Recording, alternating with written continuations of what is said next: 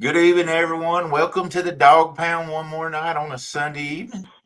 I'm your host, Daryl Morris. I got my buddy Woody down there in the bottom co-hosting. Hey, guys. Right. And, of course, as always, we got Adam Zierman up there on the top left. And, it's top left me, I guess everybody else. And Mr. Randy Couture in the middle doing the production part of it tonight, guys. I think Adam's going to be reading chat. Man, we got a awesome show for you guys tonight. We got Mr. Tim Trone in the house. Tell everybody hello, Tim. How y'all doing? Mr. Tim Trone is Mr. Georgia when it comes to catfishing, guys. He has caught some awesome fish. He has a couple of records to his name, and we'll get in that to more as it goes. But I think Mr. Adam's going to see who all's in chat, and then we'll get this show on the road for sure. All righty. Well, let's start up on top here. We got the first one in here tonight was Jody, Pontoon Jody. How's it going, Jody? We got Steve Hooker, part of the pro staff team. River Rat, also pro staff. Got JBT, fishing with JBT. How's it going, buddy? Joshua, how's it going? Got Wanda Morris. How's it going tonight? Jerry Hager of 419 Fishing and Powder Coating stopping in. Let's keep scrolling down here. Got Jay, Colorado Jay, also on the pro staff team. How's it going, Jay? Bugman 22 is in the house. What's up, Buggy? Got Don R. He's part of the pro staff as well. How's it going, Don? We got Chase Trone. That's your son is right, Tim? Yes, sir. How's it going, Chase? Hey, Chase. We got Carpaholic 42. How's it going? And I think we're all caught up here right now. But so you want to keep going? You want to start it off, and I'll just kind of, keep as intro. Everybody knows, tonight's show's always sponsored by Guard Dogs. Get you some of them guys if you want an automatic hooker. I'm telling you what, now they do a great job as hooking catfish for you or any type fish. So we'll talk a little bit about that tonight also. But always remember, when you go out there and you feel like you need something that helps you catch fish when you're real busy, especially like you got kids out there on the bank and stuff, always remember Guard Dog. They'll got you back for you for sure. So tonight we've got Mr. Tim Trone on, a good friend of mine. I met him about 1.5 years ago, and I met him through he had caught the Georgia state record catfish, and I was talking back and forth with him about his fish, and I said, hey, I'd like to interview you and come down and fish with you. And myself, Woody, we went down there and fished with him and had a great time. So tell us what the weight was on your fish there, on that blue catfish you caught. She was 110.6. 110.6. And you caught that during a tournament, if my memory serves you correct. Is that right? Yes, sir. I caught her during a Chat Cat tournament in October. It was one of them ones. I had 3 smalls in the boat, and I couldn't believe when I hooked it. I thought I had a log. I can believe that. Hey, Randy, can you put that picture up to show everybody the fish that Tim caught? I mean, that was a monster. I mean, I just can't even imagine reeling something that big. Now, Mr. Woody over here, but on the other hand, these two guys on bottom, they are members of the 100-pound club. I had the honor of being with Woody when he caught his 100-pounder, and man, he thought he had a log on too, didn't you, Woody? I did, man. I was like, I think to stay in there. Yeah, it was an awesome fish. So I can't even understand. I can't even think of. But I say Woody's fish was like 9-10 pounds less than Tim's was. So two guys that's caught some great fish on here tonight, and we're really glad to have them on. Woody is part of Team Guard Dog, so it's great to have him on the team also. Hey, we're going to go down and see Tim this year. We're going to take some guard dogs down there. We'll show him how it goes. He'll be part of Team Guard Dog because he won't let us leave with what we got there when he sees how they go. So, anyway, I want to get. I know he's trying to get that fish up on the board, but I know you was fishing a tournament. Was that the first fish you caught, or how did it go? Tell me the story about how that went, Tim. No, sir. I caught 3 other fish while little 5-pounders. It's about the 3rd time I've been in that stretch of water, and I was trying to catch bait at the same time and working the banks. And I got to looking at my maps and realized there's a couple deep holes on up river. I'll fish some deep stuff. Just depends on what time of year it is. I mean, it was October. So I running up the river and was going to ease over on the right up in some shade. And I didn't see that camouflage boat. As I was pulling over, one of the guys stood up. He had on an orange vest. So I run on up the river, I don't know, another 100 yards from him, and sat up. And another 100 yards up the river was the tournament director. So I got set up in there. And I don't know how long them boys have been there fishing, either one of them. I was sitting there, got all my rods out, threw one small rod against the bank, gonna catch me a brim, and sat there and watched. I wasn't there 15 minutes, maybe. Sitting there watching tip my rod. It was like a turtle. She just barely bumping, just nibbling.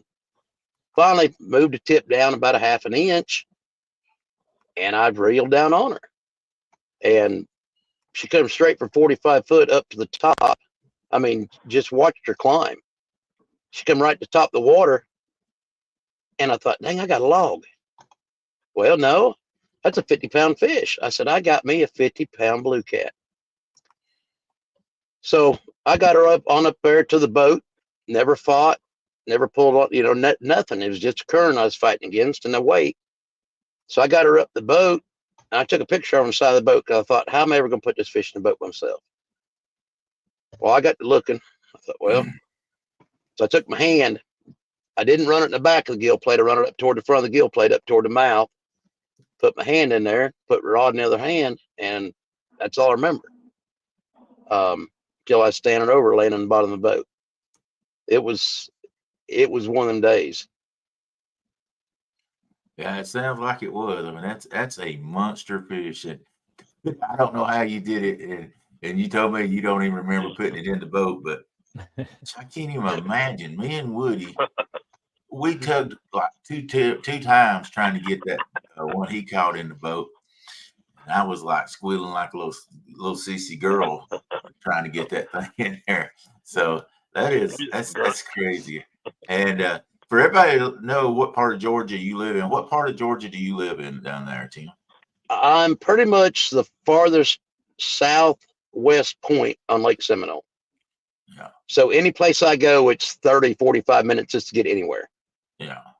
And I'm only 0.8 of a mile from a boat ramp that puts me 4 miles from the lake. When I put in, I got to run down the river 4 miles.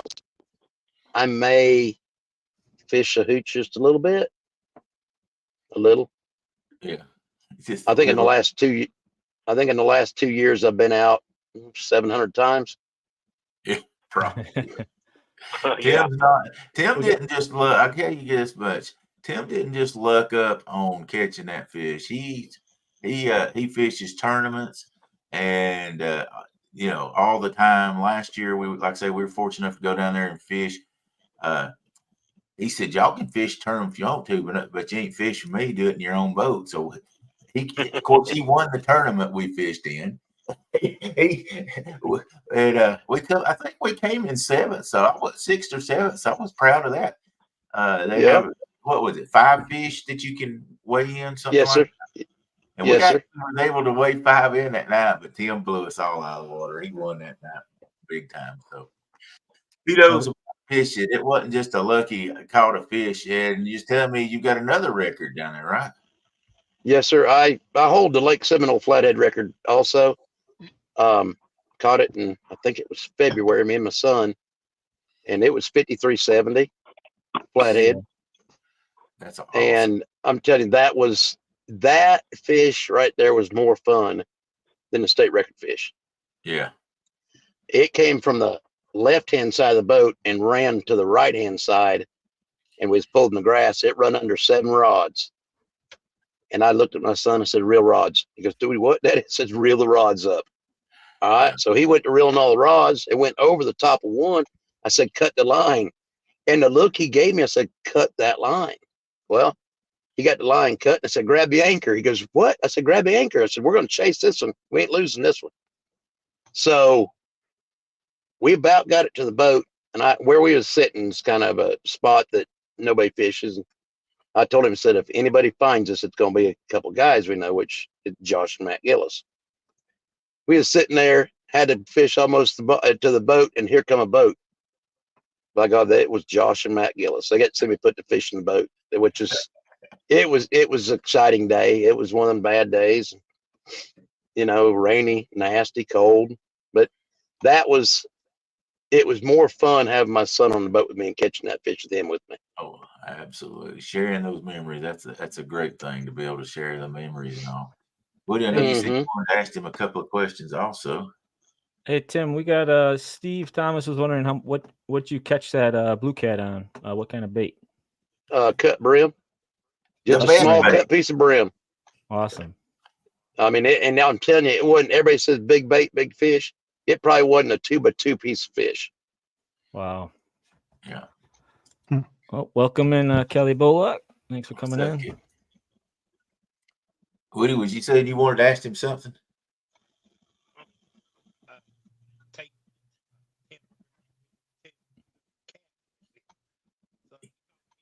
Can't hear you, brother. Have you got your mic off or something? I can't hear you, Woody. Nope. There you go. Oh, it's off again. There you go. Try it now, Woody.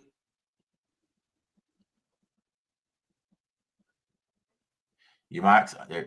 Now it's on.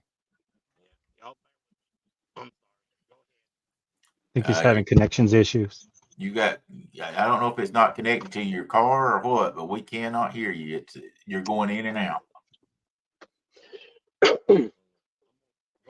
Anyway, while he's trying to fix that, so I know you had fun when you were trying to get that. We'll get back to that 100-pound fish, but I know you had fun trying to get it to the bank and everything else. You was trying to meet people. Tell us about after you got it in the boat. What happened?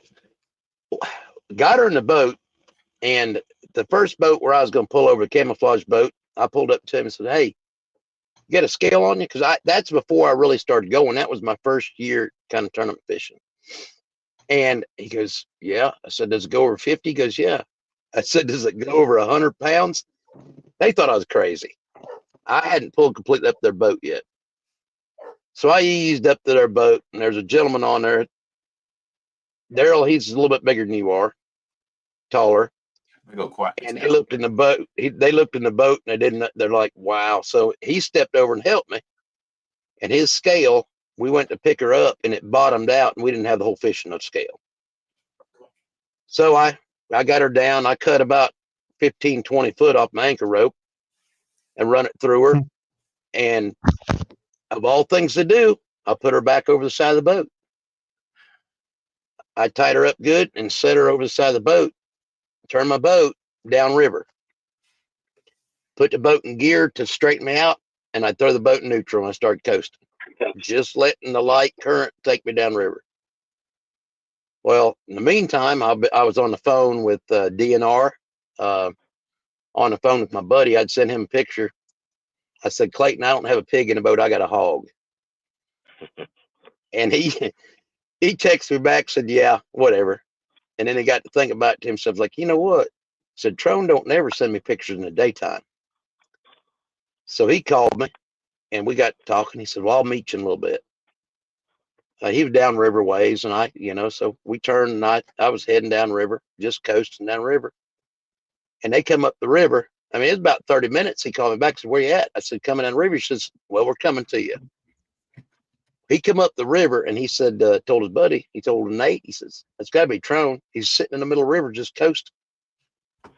They pulled up beside me, and we looked at her, and we were sitting there trying to figure out what we're going to do. So what we done, we threw her. He got in the boat with me. We put her back in my boat, and I said, I'm going to the truck. I had a 100-gallon live well in the truck. Aeration, everything in it, no oxygen, just aeration. And I headed to the truck. Fast, that boat of mine has never went that fast, and I don't know what was about it that day. By God, I was 37 miles an hour down the river. Well, I got the boat ramp, and my buddy, I'd actually stayed at his camp. Oh, Ed Canoer, he only lives 5 miles from Florence Marina. He come down and meet me at the boat ramp. So we got the boat ramp, got the fish, backed the truck down to the rivers, right to the water, so we could take and put it on the tailgate, then carry her up and put her in my live well. We got her in the live well, and all of a sudden the crowds start popping up everywhere. The whole time, yeah, the whole time I'm on the phone with DNR. Nobody knew what to do. Opening day deer season. I don't mean it in a bad way, but DNR they didn't seem to care. His open day deer season. He was a catfish. Of all things, it's just a catfish. Well, we got things taken care of, and I made a bunch of phone calls on the way home trying to find a set of certified scales. So Jones Meats, it was a Georgia game was going on. Jones Meats down here in Climax, Georgia met me. We weighed her. That was after the tournament weigh-in and everything, and we had a spring scale that showed her to 153 pounds. Well, when we took her and set her down in that picture you got posted right now, when I set her down, she threw up a 5-gallon bucket of water, which is 40 pounds. So we got to Jones's meat. Once I finally got home, got talking to Mary, got to Jones's meat, weighed her, she weighed 110. I thought, that can't be right. She was just 153 on the spring scale. Ain't no way I dropped 43 pounds. But it's because she threw up that water. Yeah. Well, I got her home. She's still alive. Everything's good. Got her alive. I went home and started putting water in my pool. We had well water. Everything was fine. I got her out of the truck. She was still alive and live. We got her out of the truck, put her in the pool, because I had planned to turn her back once I got her certified. Got her in the pool. She moved around a little while, and I guess it was the stress, old fish, and just the stress of the day. She ended up dying on me. I mean, right there in the pool. So put her in the truck, went to the ice machine, and I don't know how much money I spent on ice that weekend, because this is Saturday. Right. And only thing I knew, talked to a couple friends, and they said, go to Albany to the DNR office. Albany's 80 miles. Got to Albany, nobody was there. No biologists were there. So I'd drive by another 80 miles to the public fishing area. We got her certified, got her weighed, 110.6. Still don't think it's set in yet. Officially, Georgia state record. Well, I talked to my biologist, Tim Bonvecchio, over in Waycross, which is another 60 miles, I think. Right. So I went to ride in Waycross for him to look at her and check her out and everything. And we got that taken care of. But we looked at her. She was sterile. He said he didn't know the last time she had eggs in her. For me, I believe she had the state record mudfish bowfin in her belly too. She had that big a head of a bowfish in her belly. Wow. I mean, and she was 23 years old. A few days later, Tim called me, said she was 23 years old. And on the way back from the biologist, I went and stopped at the taxidermist. Got to see Colt Ford with Ford Taxidermy, and they done an amazing job. But I got home, and then it all started. We got it certified, and I had a lot of friends back me. Yeah. That I done everything I could to keep her alive. Yeah. I got a lot of bad press, I guess you'd call it. About made me quit. Yeah. About made me throw it all in. I mean, Well, and that's what's frustrating, that people don't get and think about things. And this is one thing I've told people from learning from your fish. That fish was 23 years old, so that means that she was bred. Her, she's got great genes in her, and she's been bred probably at least 20 times, and had, she's had that many offspring. If her offspring was not put back in that river one more time, it wasn't going to help her. And besides, like I said, they didn't know if she's sterile for sure or not, or anyway. So when you get a fish that big, yeah, you're going to do everything you can to keep it alive. But if it dies on you, it's not like you just wiped out the genes that's going to be in the river. She's already been putting those genes in the river the whole time. Well, go ahead. I'm sorry, Daryl. What I found out, that those fish were brought into that stretch of river. Yeah. So, and that was 23 to 25 years ago, which she was one of the original fish that was put into that river up there. Right. I hear a lot of people say, well, if I caught a state record, I just let it go because I'd want the gene pools to go back in the river. Like I say, that fish, they're not 5 or 6 year old when they get that big. They're 20 years old or more. They've been throwing their genes back out in that river. They've been putting their, offspring back in that river. And let's just say it was just going to live, a year more. How many more times do you think that fish actually was going to throw those genes back in that river? So when I think a lot of times people just don't think about it when they say something like that. Now, that fish that Woody caught, and we'll have Woody talk more about that, how that day worked out. But we made sure we wanted to get that back in the water. One reason we wanted to get it, there it is. That is a monster fish, and it was crazy. It was just real stress. We want somebody else to catch it. And I'm sure you would have loved to have been able to get that fish back in there where somebody else would catch it also. But, that's the great thing. We were able to, because we knew it wasn't a state record. The Tennessee state record is 122 pounds, I think what it is now, 121 or 122 pounds. Well, he wasn't 122 pounds. And that fish was very stressed. And you think, well, how do you know that fish is stressed? Because its mouth was just open and closing. It put up a heck of a fight. And so we wanted to get that thing back in the river, and she swam off, and hopefully she's fine.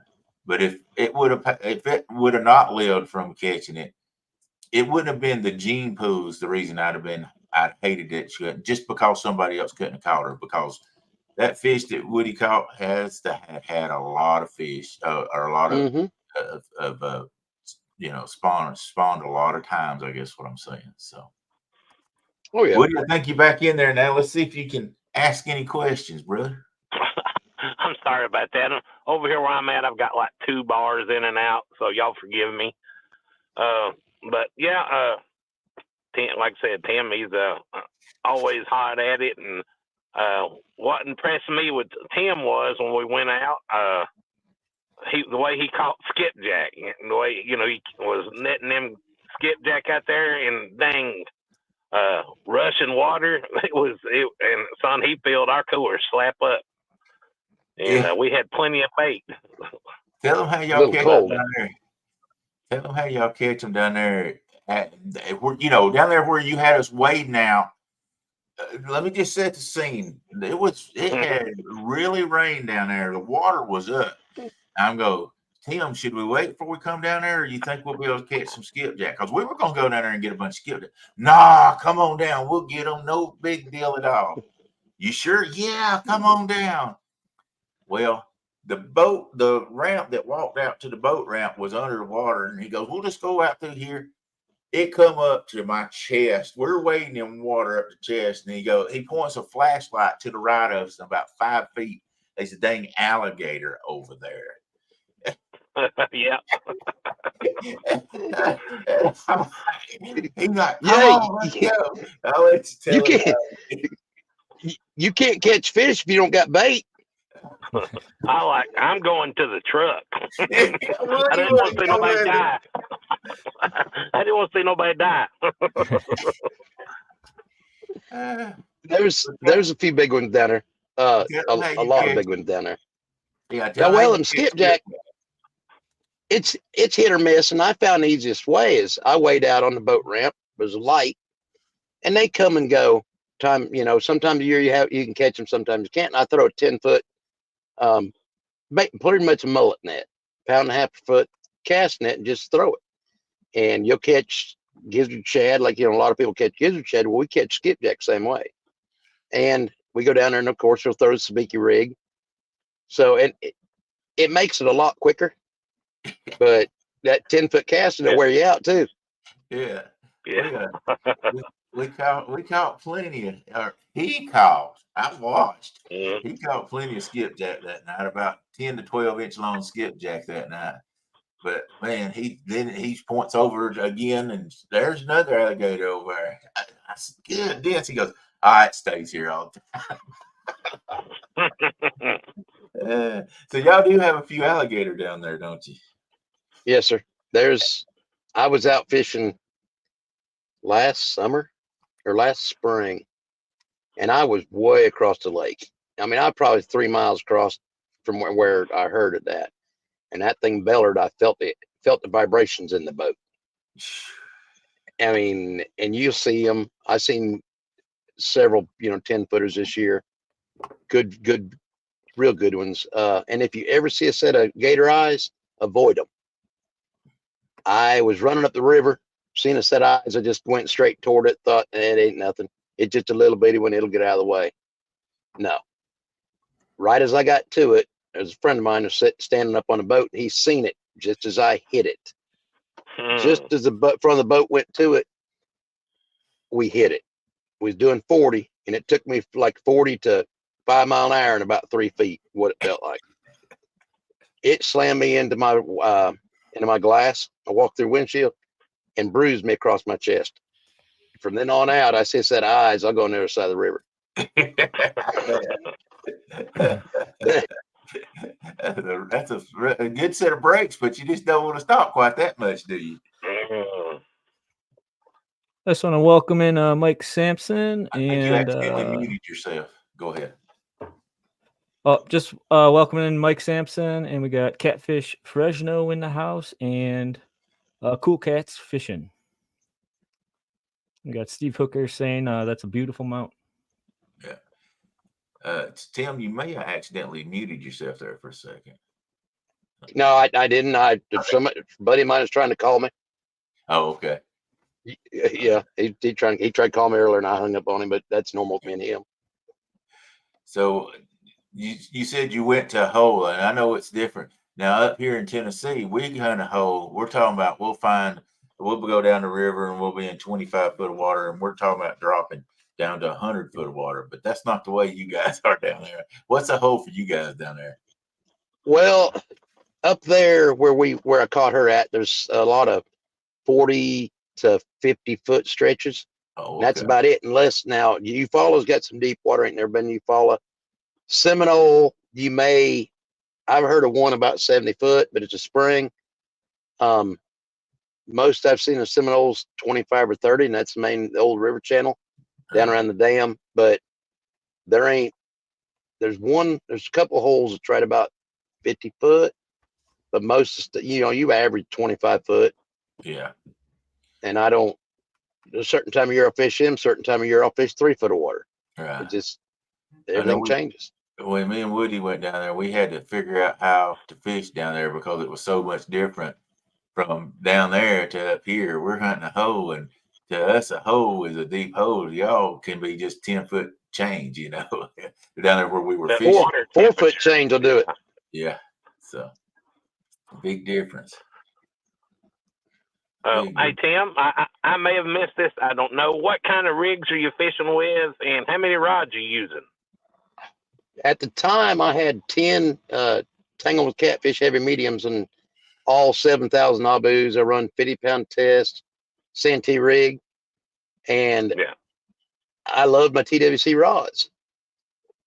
I got my hands on some TFRs. Let me tell you something. I don't know that I'll ever run anything else. They handle that TFR rod, a 15-pounder and a 50-pounder feel the same. Really? They are, oh my, you can't tell the difference. I mean, if you've caught enough fish, you can, but handling wise, my son 2 weekends ago caught that 46 pound blue cat.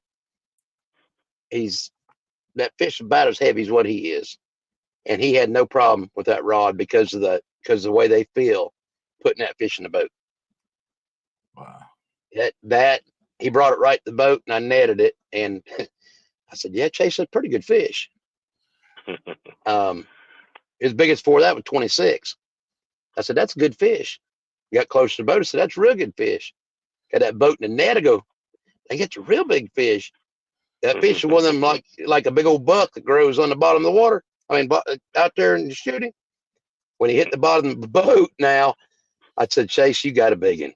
You got a good fish." So, yeah. And that youngin's excited. He said, "All right, Daddy, we can go to the house now." What's good feeling when you catch So, them? yeah, I enjoy the kids going with me. But Sounds good, Jerry. I don't. Go ahead. Go ahead. Oh no, I'm good. I'm good. Oh no, I was just Jerry was saying hello to me and was gonna send me a messenger. Well, you If guys are anybody in good. chat has a question for Tim, he's more than willing to answer anything. Tim's a good guy, and he don't care to answer any questions at all about how he fishes or where he fishes at. So, I got a question. Do you do drag? Do you drag at all, or do you I'm not. anchor a lot? I'm an anchor guy. Okay, cool. 95% of the like to time. do. Now, I'll get out in Seminole every once in a while. If I get a little lazy and the wind's blowing just a little bit, I'll throw all my rods out and I'll just let the wind take me where it wants. Okay. I got certain spots wherever the wind's blowing where I sit and let the wind just push me across the lake. I don't even own a trolling motor. Okay. And do you But that's anchor. do you do like do you fish logs or anything like that, or do you just fish underwater structure, or what kind of fishing structures do you look for? Everything depends. Depends on the time of the year, time of day, water movement, clarity. A lot of time I'll fish a lot of ledges, a lot of drops. But I don't really get in the structure that much. I used to love to flathead fish, and I got a couple rivers down here that I can catch a lot of flathead. But I got to where now I like to blue cat fish. So I fish a lot of open water. I'll fish structure certain places like where Woody and them fished that tournament. I fish some structure up there, but most of the time I'm in open water. Okay. We got Joshua. He's asking what kind of hooks you prefer. I've run about everything, and I'll run a 10-aught Mustad Ultra Point. Okay. And I've used them for several years, and that's a hook I continually go back to. is that a circle hook? Yes, sir. Okay. And I've never had a quality problem with them. They've always done what I needed to do. I've tried some other hooks, and nothing else has ever made me want to stay with them. I stay at that Ultra Point. Evidently, Chase must like fishing stumps because he said, "What about stumps?" I know what he's talking about. It ain't stumps for fishing. We got a place over here called the Stump Field. Let me tell you, you can run through there. You don't run through there. You idle. And if you don't get hung up on a stump at least 2-3 times in the daytime, you ain't been in there. It bounces you around. It's bad. It's an old flooded timber where they flooded Seminole. And a certain time of year I'll be in the stumps. Certain time of year, I'll get out in open water, but the stumps will beat you. The stumps will beat you. And if you look at it on the map, how it's laid out, it looks like a bleeding heart. And it will, if you ain't never been in there. You'll lose all kinds of tackle. You may have to go find you some steel stick and fix that boat at the end of the day too. Oh, There was last year. There's I think somebody said a 20-foot bass boat sitting over there. It took the motor off, run a log right through the center of it, running too fast. Oh wow! good Lord! It's rough, and I love it. A lot of people ain't gonna get in there. Yeah, you probably learn a way to go whenever it's down, where it's at the least amount of resistance anyway for you. Going into it, I know there was a couple stumps, but otherwise, I just like, well, let's go. I know I'm going to hit them, so if I hit them, I hit them. I've gotten so used to bumping around in there. It's like pinball game. It'll bump you around a little bit. And I've seen duck boats come through there, and they all of a sudden they know. They find them, huh? Yeah. Steve Thomas says, "Is there a difference between blue cat and flathead? We don't have them here. Which one is funner to catch?" I'll tell you, I found flathead are easier to target. Blues seem easier to catch because flathead generally hang around all of your structure generally. But blues, you can catch blues a little bit everywhere. Yeah. But to me, I've always looked at it that way. Flathead are easier to target, and blues are easier to catch. I mean, some days. I like to. If I'm going to, the difference between a 25-pound blue and a 25-pound flat up here, flathead will fight a lot harder than the blue does up here. I don't know about where you're at, but weight for weight, they just built to fight. Yep. Yeah, I mean, they will put you through. You can tell the difference. Yeah. I mean, blues, it's a different fight. Yeah. And blue may run like crazy on you. That flathead's going to suck down and make you work him. He's going to dig to the bottom, buddy. Mm-hmm. Yeah. How's it going, Avid? Avid stopping in, saying hi to Randy and I and Daryl. Hey, Avid. Dominic is in the house as well. He's got something here. What is he? Did you have to cast for Daryl when you with him? I just threw the cast net. I let Daryl and them do their own thing. I said, bye. Y'all on your own up here. Y'all got to understand, Tim is competitive. He was fishing a tournament that day. He goes, look, my boat's small. Y'all go bring your boat. Y'all fish y'all fish the tournament, and I fish tournament because I'm in the points race. So y'all have a good time right here. The way we're going. Yeah, we did fish together after that, but actually we fished before the tournament together, didn't we? That night. Yeah, the night before. Yeah. Yeah, and that was bad. We couldn't get anchored up nowhere. That was pretty much my learning year. Yeah. That was my learning year on the hooch. So I wish y'all need to come back down and go fishing with me now. I've learned maybe a thing or two. Yeah, we'll have to come down. But I'll tell you, you learn nothing by knowing it all. Yeah. A lot of the guys at tournaments that I've been around, and the biggest thing I can tell a lot of people, if you start fishing tournaments, don't give up.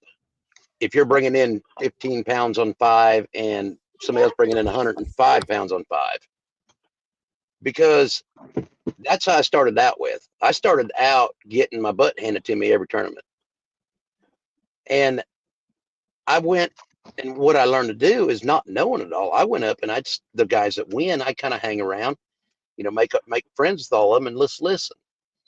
And if you know a little bit about catfishing, you can pull little things out of everybody's conversation. Listen to especially the old anglers, the ones that win all the time. You can usually pick up they won't say a lot, but they'll give you little bits and pieces that you can put together and become a better catfisherman. And don't give up just because you're having a hard time. Keep at it. You don't get better by going to the house. Yeah. That's the same thing. People say, what's the most best advice you can give me for catfishing? I said, don't go. Don't, you got to stay out on the water. You're not going to practice. Practice. Go out there and don't go to the same spots over and over and over. You don't learn anything by just doing the same thing over and over and over. Find someone that fishes around you that does really good and talk to them. A lot of guys will help a new guy out. They may not tell you everything, but they'll tell you enough to get you started to where you kind of learn, oh, hey, this worked. Let me try this. And if your routine doesn't work, try something different. A lot of people get stuck in doing the same thing over and over. Try something different. Pay attention to everybody that, catches a lot of fish. And you can learn. Open your mind. Yeah. Hey, Tim, do you have a YouTube channel? I'm not sure if you said anything. I do not. I may have the time to do it, but most of the time if I'm not in a tournament, I'm out just pleasure fishing for fun. Okay. I work a full-time job. Sometimes I go fishing. So I can't put 100% effort into a channel. Okay. Yep. Oh, yeah, I hear you. That's a lot of work. I mean, anybody can follow me on Facebook. I post a lot of fish. Find me on Facebook, hit me up. If you want to ask some questions, I don't mind helping somebody out. Yeah. Yep. And you won both tournaments that run down that way last year. What, didn't you? Yes, sir. But I won the Chat Cats Point race, Big Fish, and Big Flathead for the year. Only reason I won Big Fish is because I fished the amount of tournaments that I needed to. And my buddy broke down coming up there, and he had Big Fish. And he didn't get his 5 tournaments in. And boy, don't worry, he lets me hear about that one. Same thing goes with M&J's. The Gillis boys had a 55-pound, I think it's 55 or 58-pound blue, and they didn't fish enough tournaments. And I won Big Fish that one because I had my amount of tournaments. I had 53 for Big Fish, which we don't have the flathead, Big Flathead down there anymore. But I had Big Fish and points leader, and my son won Youth Angler of the Year with M&J also. Wow, that's awesome. Yeah. So, like I said, he's not out there just your everyday fisherman. He goes out and fishes hard and fishes every weekend. If you like I say, if you go follow him on Facebook, Tim Trone on Facebook, you'll see he's putting fish up all the time. You never know. He said this time of the year he don't fish at night, but summertime he fishes night all the time because you'll see him put stuff up all the time like that. So, and what's the big Early in reason? the mornings. Yeah, what is the reason you don't fish at night? I found this time of year, well, it's kind of cold. I mean, I'll fish in cold, but when the sun goes down, I found the fish anytime after 8, 9 o'clock. It's not worth your time being out there. I think you just said I'd rather. Yeah. You see me wading that water is about what 45 degrees, waist deep. I don't. Just this time of year, I enjoy not fishing nighttime. I love daytime fishing, and mainly it's all weekend.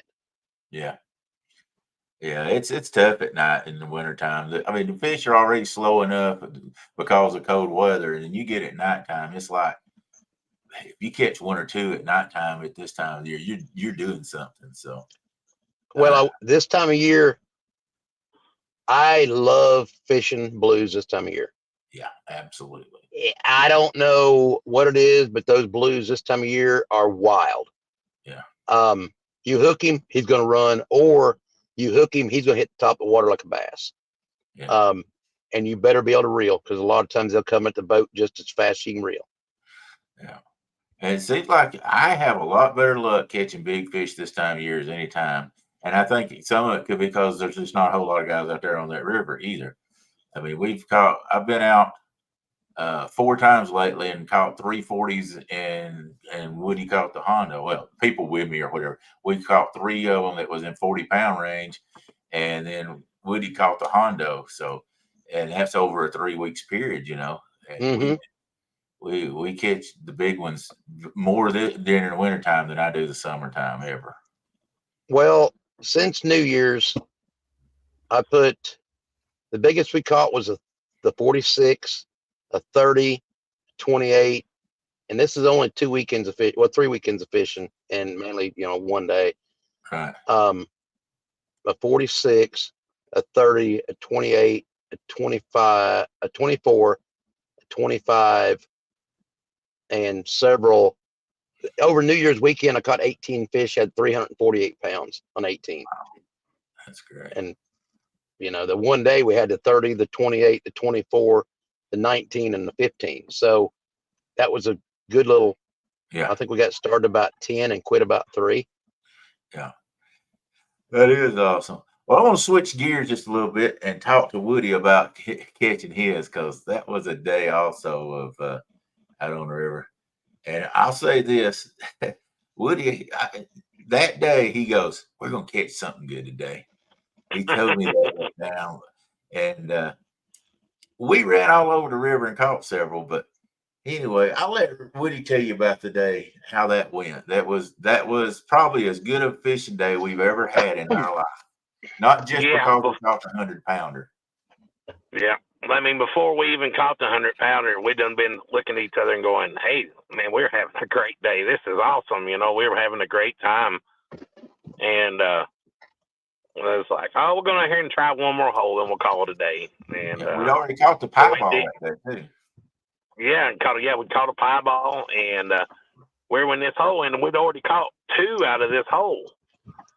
And we said, "Well, we'll fish a few more minutes." And next thing I know, I get the bite, and I'm like, start with, I wasn't sure. Like I said, I was guessing it was 50, 60-pound fish, something like that. And I was like, after about 5 minutes, I'm like, Daryl, this is a big fish. You know, this is a big fish. And about that time, Daryl's rod went off. On the other side, actually, it was Daryl's turn up, and he said, grab that rod, and when I did. So I got lucky on that. It should have been Daryl's fish, but I'm glad he passed it up. So Daryl went to fighting that 40-pounder, and he got it in, and he's doing that, and then, like, I haven't hardly gained any ground on that big 100-pounder, and he done reeled that in and netted it, and I was like, Daryl, you going to help me? Daryl's like, he's almost to the boat, and I was like, I said, you on your own, buddy.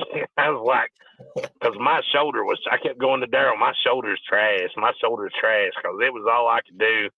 And I was lucky they wouldn't run them at about, 14 to 16,000 that day, Daryl? 15 that day, yeah. And I've got mine at the boat, and I'm like, well, I got mine at the boat. And he goes, I'm sorry, Daryl, I ain't going to be able to help you. You got to get it in yourself.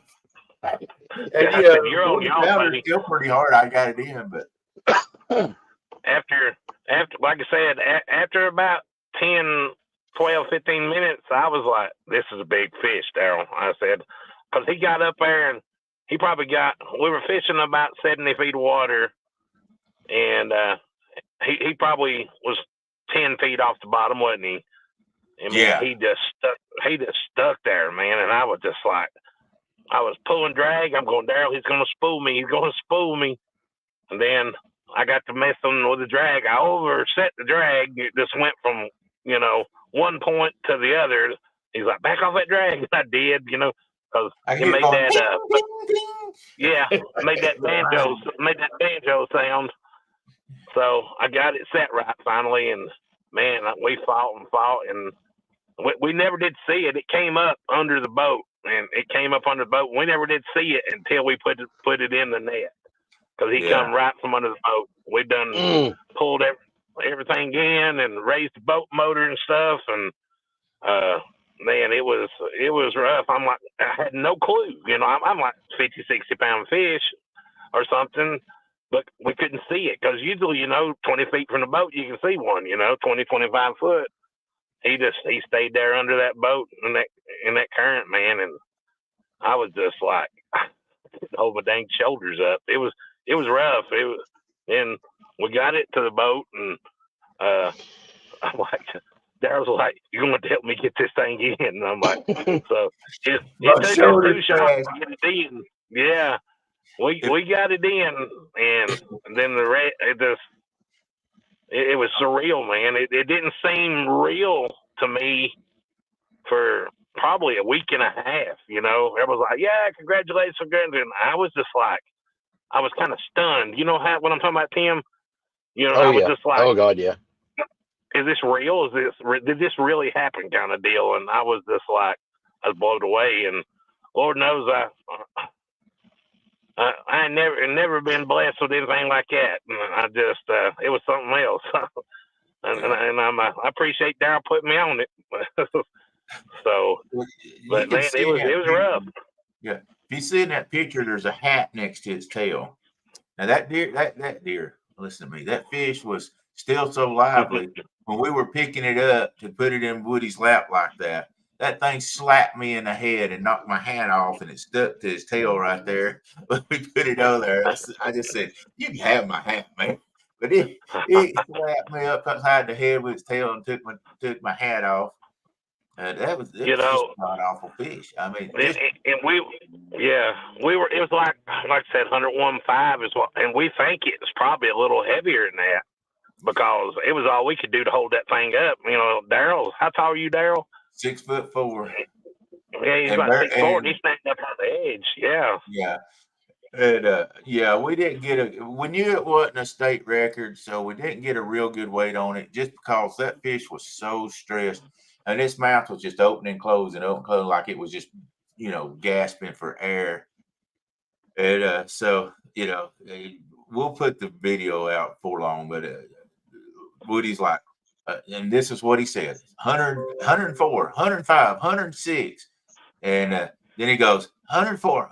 And it was probably because I let down on it. He goes, let's just call it 104, And it was put it back down because of it.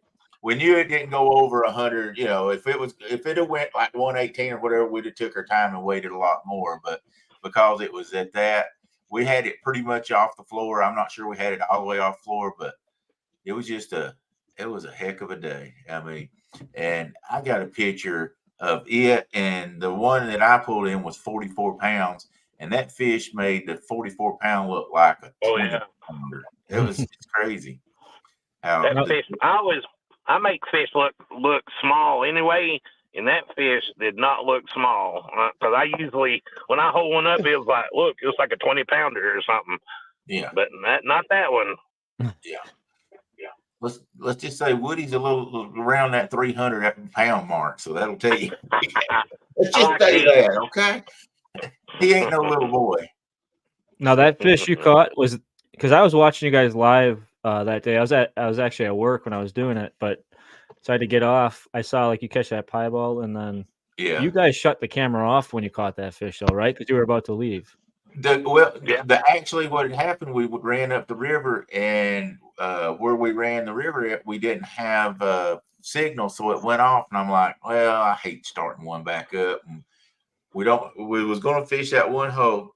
Here's the thing: where we was fishing at, when the current's going real hard, you don't catch as many big fish as whenever it cuts down. And I'd seen they'd cut the water down coming through the dam, and I was like, let's run down here and catch and try this spot. I was actually going to catch some flatheads, what we was going to do. And we got running down through there, and I was like, oh, I got to stop at this one place. It's one of my favorite places to fish down there. I said, let's stop at this one place before we go try to get some flatheads. He's like, okay, let's do it. And we'd already caught a flathead that day anyway. So that was the reason of going back down there and fishing in that spot. And it was about 4 o'clock, I think, when you caught it. So it was like not even peak time of day, but it was peak because they had turned that water down. And down there, the way that water runs, those fish the big fish hit better when they turn the water down. And I know that seems contrary to everything everybody ever knew, but right in there, it just seems whenever it's a slower water, you get the bigger fish move in there. I don't know if they're moving back in or moving out or what all, but when that water changes to slow down, it seems like it's the best time to catch them. And boy, it paid off that day for sure. And we were fishing with bluegill also. Yeah, that area is anywhere from 60 to 110 foot there, just up and down through all them holes. Yeah. And we were using guard dogs. Mm-hmm. Go ahead, Tim. Hey, did you catch it on one of your good rods? Did you catch it on one of them white rods Daryl likes having on that boat? We caught that on Uncle Lou rod. Yep, Uncle Lou rod. We've got some real rods now since we met you. We don't fish with just them ugly sticks anymore. Well, those ugly sticks make a good video, like you're saying, because by God, when they go down, they go down. Yeah, I have the ugly sticks in my storage unit. I use them for bank fishing now. Okay. So, yeah. We bought up some Uncle Lou's and bought some Mad Cats, and we ended up just kind of, just putting them away, and I'll use them bank fishing. So, quit kissing up, Dominique. I don't think I was supposed to share that, but no, we got a tournament coming up for the guard dogs as well. Yeah, go ahead and talk about that if you want to. Well, I don't. Randy can probably fill in more of that. I got some of the stuff. I saw some of the stuff going through it this weekend, but I wasn't following too much of it. Just know. You know, I don't have all the details either, but we'll have that up probably in the next coming show because we still got some time. Yeah. It's a little ways off still. So now, Daryl, you're going to be fishing the bank for that, right? Because I think it's just a bank tournament. Yeah, it's a bank tournament. I'm going to do something I don't do very often. This is going to be a guard dog pro staff tournament. Everybody that's on the pro staff, we're going to be fishing a bank tournament. And that's going to be different. People's going to really see something different. Shoot, I can fish on the bank with the best of them. I just get me a chair out there, throw me a rod out there. I don't know why, so I'm waiting to see why it is. We can only use 2 rods. Okay, I'm good with that, 2 rods. But why I can't put my guard dog on both of them? Because everybody knows Daryl a lot of times gets a run in his mouth, and he ain't watching his rods, so he needs a guard dog that sets up, goes into your rod, and the line goes through it, and you bend that rod down, and it's set to go off.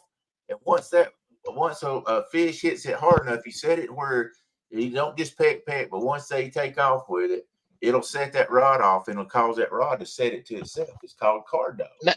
And why is it I can't use 2? Because everybody knows I can't concentrate on fishing all the time. A question on that setting itself. Yeah. How does it work with circle hooks? Great. Awesome. That's all I use with it. Yeah, that's all. Okay. Because snapping back like that, I was just curious. Yeah, it works. You don't set it super because most times circle hook, they're gonna hook themselves anyway. It goes on here, and what it does is you can bend it right, and you don't have to bend it hard. It goes on here, bends down, and connects down to your rod holder, and the line goes through the Y up here. Well, and you can set it. You see these little holes? It goes from light to heavy. And if you want it to be a heavier or lighter, like wintertime, you want to set it lighter because a fish won't hit quite as hard in the wintertime. In the summertime, when they really hit a lot harder, we might set them to heavy. So you set the line like that. Actually, let me see. I got one right here. Here we go. And you just slide your line from light to heavy, and for however the fish are hitting that day, and set it onto your rod. And that line goes through the rod, and whenever it hits, boom, it pops off, and you got the fish. It's really great for people that shoot YouTube channels, or if you're looking down at your phone all the time, like I am, and makes it real cool. You don't miss a fish because you got the guard dog watching after for you. So it's pretty cool. We come down, Tim, you're going to have to fish for one, and you're going to go, wow, I got to get me about 6, 7 more of those. I got a big enough boat. We all 3 get on it now. There you go. I seen you bought that new boat. I'm like, man, that's cool. Nice. Oh, so you're going to let me just drive down? You're not going to make me have to pull my boat down? There's plenty of room on here. There's plenty of room. It ain't a tournament. If there's not a tournament. Yeah, we can't go in a tournament. He won't show us his specific spots and all, I don't do that anytime anybody comes fishing with me. I know. Hey, Jake, no. Catch anything. I can take and put you in my spots. Doesn't mean you can catch them. He's got spots like I call spots, I think. Well, Tim, I'm going to get close to you. And, buddy, I appreciate you coming on here. And you've always worked with me and everything. I really appreciate you. Good friends. No problem. Hey, it's nice meeting all you fellers. Yeah, you too.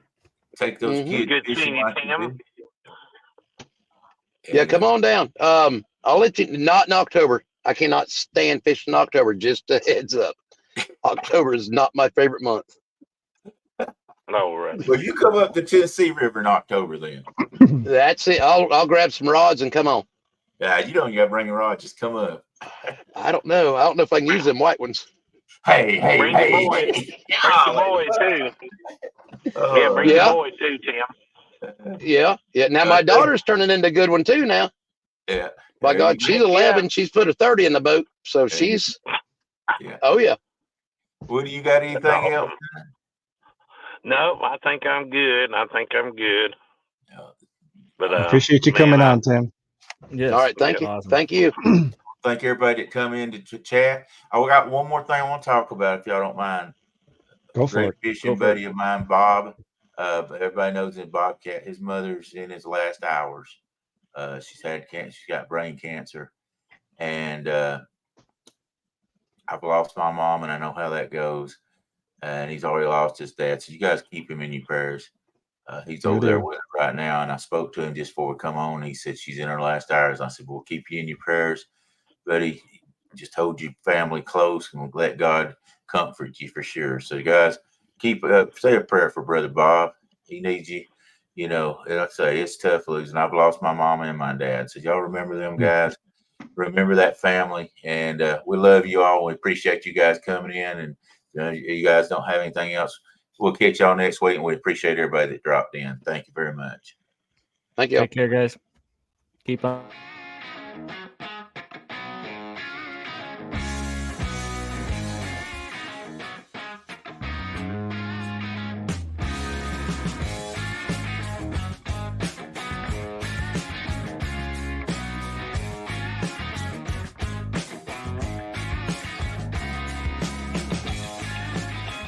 Woof, woof.